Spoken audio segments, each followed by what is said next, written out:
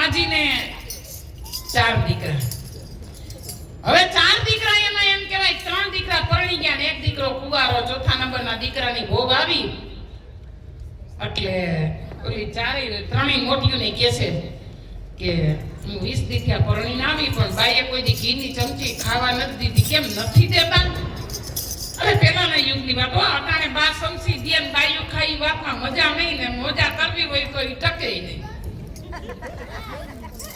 કે બા નથી દેતા ઈ કે અરે તું તો 20 દીથી આવી છો, અમે 20 વર્ષથી આવ્યા તો કોઈ દી ઘી ચાખ્યું નથી. તમારે બધું ખાવું કે ખાવાની તો મરજી હોય ને. એક કામ કરો તમે બાને બોલાવ્યા. નવા હો એટલે માન થોડુંક બહુ.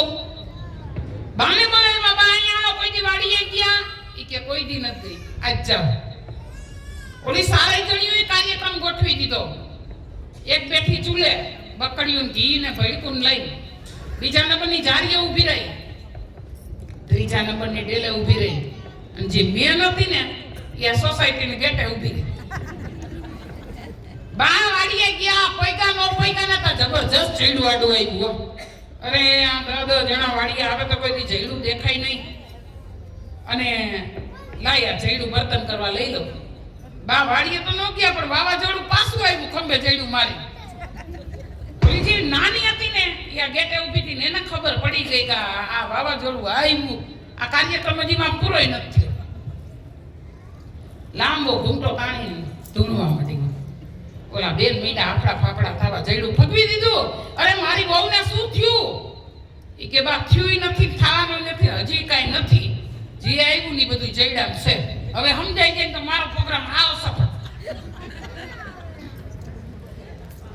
તો જઈડાનું શું કરવું? અરે બાઈ વાડીએ પાછું જ્યાં હોય ત્યાં જ મૂકો. તો લાઈ કોક છોકરાને કઈ મૂકી આવે. છોકરા નહીં, તમે જ જાઓ. બા વાડીએ ગયા ને ત્યાં શીરો બનાવીને ખવાઈ ગયો. હવે આ બા જોતા જોતામાં ગુજરી ગયા. રામ બોલો ભાઈ રામ. આને મોક્ષ મળે? સોનાપુરિયા હાઠા હકોરવાય આવે, દોડાયા આવે, ભાઈઓ આવે, કુટુંબી આવે, બધાય આવે અને મૈડા બાને બારવા અને બાના અસ્તિ કાઢો. મોટો દીકરો કે બાના અસ્તિ નથી લેવા, બીજો કે લઈ લે, ત્રીજો કે લઈ લે કે નહીં. પણ આખો પરિવાર મૈડો કેવા સાસા દીકરાને બાના અસ્તિ દામોકુંડમાં નાખવા એટલે શું? લઈ લીધા. પછી 4-6 મહિના ઘરમાં રાખતા. તેથી આવી કઈ સિસ્ટમ નહોતી કે 2 વ્હીલ 4 વ્હીલ રેકડી ગાડું બર કાંઈ હતું નહીં. અને આ ડાબલીમાં ભરીને મૂકી દીધા. ડાબલી ભરીને મૂક્યા. પછી 4-6 મહિના થયા એટલે મોટા દીકરાએ કીધું કે 100 મહિના થયા બાના અસ્તિ ઘરમાં છે, લાવો હું પધરાઈ આવું. એક થેલી લીધી, સાઈ લીધી ને મૈડો હાલતા કોઈ ભાઈબંધનું ગામ આવ્યું ને રાત વાસો કર્યો. 2 જણા એવા આશાવાના કરે. સુરમાના લાડવા બનાવ્યા, રજાઈ ગાદી તકિયા નાખી દીધા. પણ 2 ભાઈબંધ જાજાથી ભેગા થયા ને જાજા વર્ષે વાતું બહુ કરી. ઘી ઠેલી ટીકા જેની ઘીરે ગયો તો એની ઘરવાળીને આદત ગમે એ મહેમાન આવે એની ઠેલી ફોરન થી પછી હક થાય. આ હાસ્યનો સૂર એક જ છે, કોઈ ઠેલી નો ફોરવી.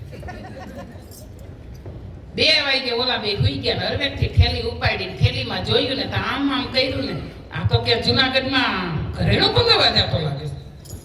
લઈને ડાબલી પટારા મેલ દીધી. કોઈની ઘરે જાય કે ઠેલી તપાસ કરવા કેવી તો હોય નહીં.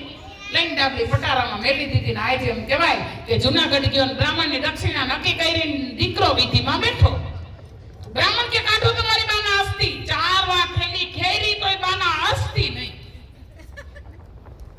અરે આ ક્યાં પડી ગઈ છે ડાબલી? ગરીબ પાસો ઓલા ભાઈબંધની ઘીરાઈ ગયો. એ કે તમારી બા ગુજરી ગયા અને અમારી બા હજી બાકી છે, તમે અસ્તિ કેમ પધરાવ્યા? તમે ગમે ત્યાં પ્રોગ્રામમાં જઈને કે લીલીબેન અમારા બા મરે ત્યાં આવજો. હજી એવા 80% દાખલા નથી કે લીલીબેન અમારો દીકરો 3જા મહિનામાં પરિણામ છે ને જમવા આવજો. 12 વાગે બાને જ મારે. કાંઈ જેમ કહેવાય કે દીકરો પૂછવા લાગ્યો, શું લીધું દક્ષિણામાં? ફલાણું દીકડું. ઓલો મગ્યા દાંત કાઢે, ઝીણા દાંત કાઢે. ઈ કે બોલો ને ભાઈ તમને શું લીધું આમાં? તોય ઓલો અમારા હસમુખ પટેલ ની ગોળે ઝીણા દાંત કાઢે. પણ મારી બાના હસ્તી ગજના ક્યાંક માર્ગમાં પડી ગયા હો. ઓલાને શંકા પડી, પડે નહીં, સીધો ઘરમાં ગયો.